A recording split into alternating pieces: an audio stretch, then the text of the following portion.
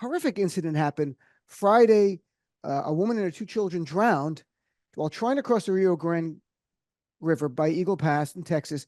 And according to reporting and everything I've seen, Border Patrol agents were unable to reach her because Greg Abbott's Texas Department of Public Safety troopers would not allow access to people to save their lives. So what can you share with us? Because this got a little press. It should be a much bigger story. I'm not sure why it's not. Yeah. No, you're right. I mean, it's a tragedy all around.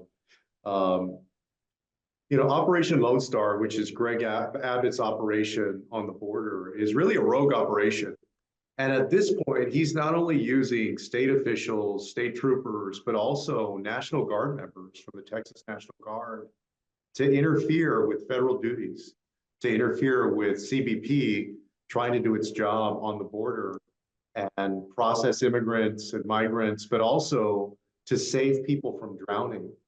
And he's been going around for the last few weeks in particular, bragging about kicking the federal government out of Shelby Park where it was doing its work.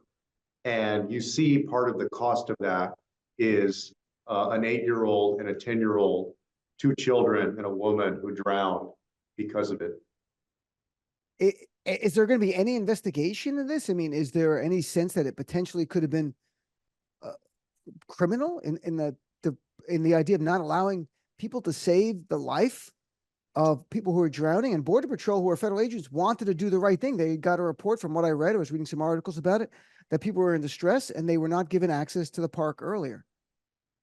My understanding is that the Department of Homeland Security is investigating it.